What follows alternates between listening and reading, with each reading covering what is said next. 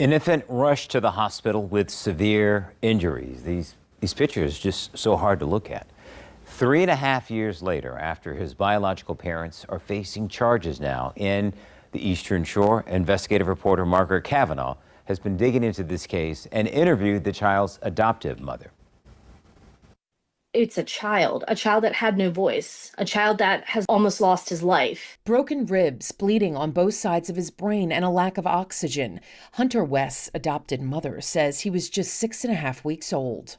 Hunter was injured in Chincoteague, Virginia on October 11th, 2022. At the time, he was in the care and custody of his biological parents. Airlifted to Johns Hopkins in Baltimore. One of the doctors looked at his medical history and said to me, poor prognosis, but at least he has you two people that actually care for him. And that really stuck with me. That's one of those core memories that kind of stays with you forever. But what happened to this little boy?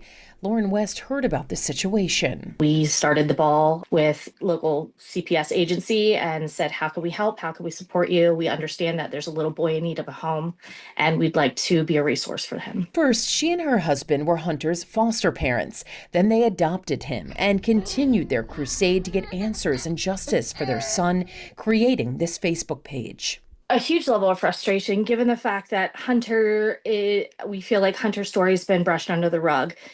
It's 3.5 years later, and they're just now charging people. The incident happened back in 2022. Hunter's biological parents were just arrested this past December, 3.5 years later. Carlton Robbins and Amber League are being held without bond, charged with 2 counts of child abuse and neglect and 1 count of malicious wounding. Accomack County Sheriff's officials tell News 3 they got the case from the Chincoteague Police Department due to a departmental conflict of interest. It's a challenging case. It's a very complex case. There's numerous jurisdictions involved. There's multiple pieces. I asked the Accomack County Sheriff's Office about the couple getting charged more than 3 years after the incident, and they issued us a statement that read in part, the public and investigative journalists seeking additional information regarding the timeline of the charges should attend the preliminary hearings and trial proceedings where evidence, witness testimony, medical findings, legal matters, venue considerations, and investigative obstacles will be presented in court. And ultimately, we're asking for accountability and transparency. She says Hunter has permanent injuries and will always be dependent on people taking care of him. But he is enjoying life and doing much better than doctors first expected. He's thriving. What doctors said that he wouldn't do, he's defying everything that they've said. His biological parents are expected to have a preliminary hearing April 10th. Margaret Cavanaugh, News 3.